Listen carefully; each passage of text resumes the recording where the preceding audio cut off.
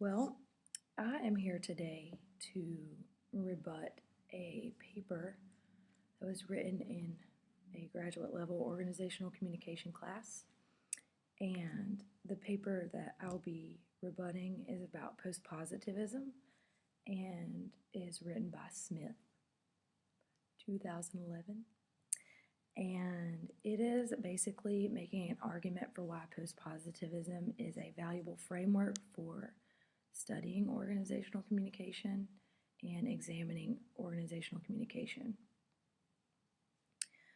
So, just to give us a little background, Smith basically gives three reasons why organizational communication could be studied and or should be studied by a postpositivism philosophical perspective. So the first reason that Smith gives is because the philosophical perspective of postpositivism allows researchers to recognize multiple realities of the social world. And basically that reality exists independent of a person and that it doesn't need to be perceived in order to exist. The second point that Smith makes is that postpositivism allows researchers to study the patterns and regularities that underlie people's construction of social reality. And the third reason is that postpositivism allows researchers to make progress in social science through using the scientific method and through critical scrutiny.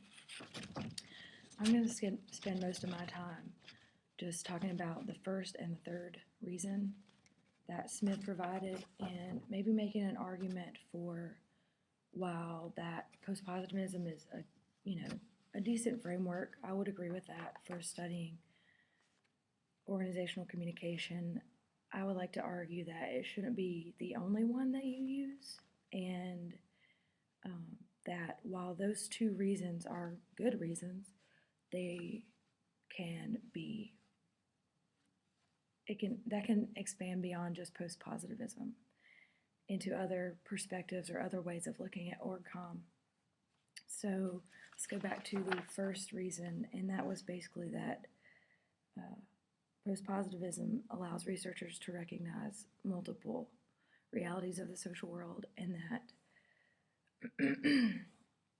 reality is independent of being perceived, but it does still recognize that we all have beliefs about the world, and we construct another reality through our communication interaction.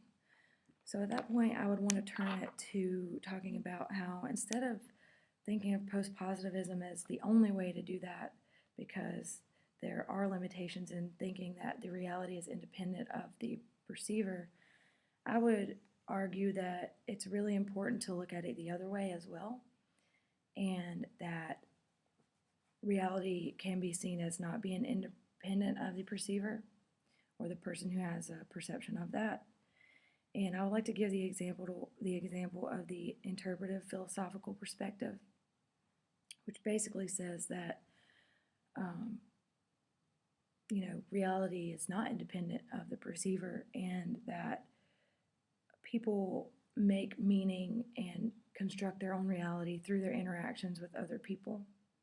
And it's very subjective, which is a little bit different than postpositivism, which is very objective and doesn't necessarily take the person who is interpreting the meaning or the reality into consideration.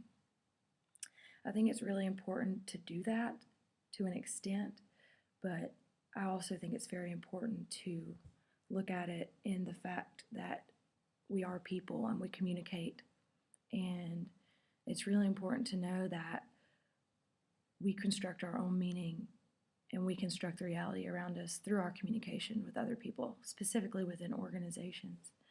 The example that Smith gives is that with cultivation theory. So you have George Gerbner, who did a lot of things with violence, television violence, and how when people watched TV and saw a lot of violence, they then constructed this, their reality in their mind was that there's a lot of violence out in the world, so the world is a more violent place just by seeing it on television. So the perception then influences people's behavior, makes them stay in their house, makes them fearful of other people even if they shouldn't be. But I'm not really sure that's the best example of this, because I feel like, yeah, there is a reality out there of people who are violent. Like, violence is a reality. But what this person, Smith, is saying is that the violence exists a part of the perception. But my argument would be that, yes, the violence probably does exist out there without the perception needing to be a part of it, but I think the perception is very important, and that the perception that then, makes the person change their behavior, that's them interpreting what they saw and bringing that to their life. And if you only look at it from a post-positive perspective, then you really miss why they interpreted it that way. So I would argue that, yeah, like, you can totally use post-positivism as a way to examine organizational communication and see this independent reality. But I think it's really important then to also take into consideration the way that the person is perceiving that, and then how they change their behavior and why. And the interpretivist philosophical perspective will actually help us do that. So then I'd like to turn to the third reason that this person said, Smith said, that postpositivism is a good framework to use for organizational comm and studying it. And the argument was that it helps researchers make progress in social science by using the scientific method and critical scrutiny and just being very objective. And I would argue that that's probably true, but again, other philosophical perspectives do the same thing, even if they're not extremely objective. Again, back to the interpretive perspective. So an interpretivist would aim to take these abstract, symbolic interpretations of these people who communicate, and then they would really aim to make these into concrete empirical facts. And of course, they would do this by critically scrutinizing and using the scientific method. So the example that Smith uses is Johnson and Meyer from 1997, who basically just tested two models of impact of formal and structural factors in the communication environment and organizational innovativeness. And basically just did this through two different people who were analyzing data that were gathered from, very objective logs and questionnaires, and just very strategically analyzing that using the scientific method.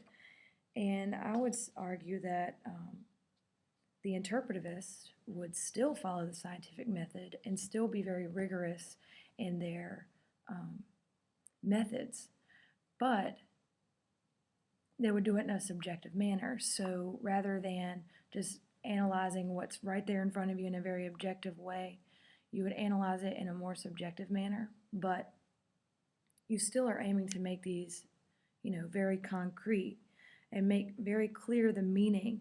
And again, this person, Smith, says that, critical scrutiny. Well, I would argue that the interpretive perspective does the same thing.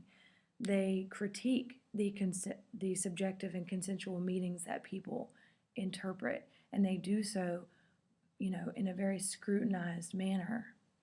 So I would like to give an example.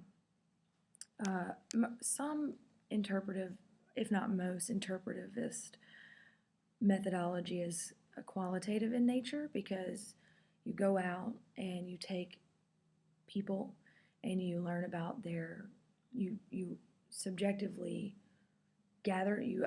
gather the data, right? Like, you would go and you would do objective interviews where you would do a rigorous interview schedule, for example, and go through and you ask them all the same questions, and then you would, again, rigorously analyze that data, but in a subjective manner.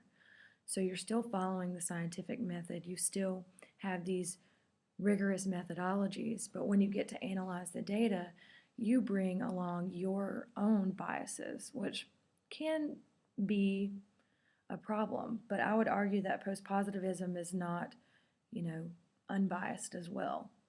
Any researcher is going to try to minimize the bias, but it's unrealistic to think that no bias is going to be in any study.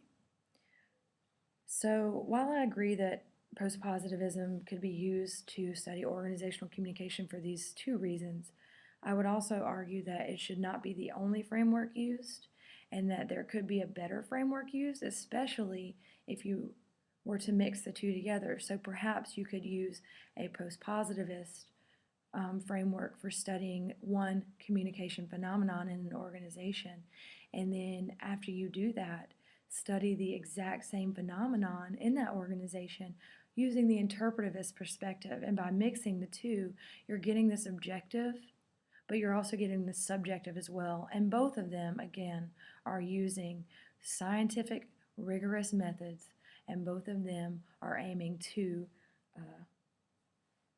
make progress in the social sciences, just in different ways. Thank you.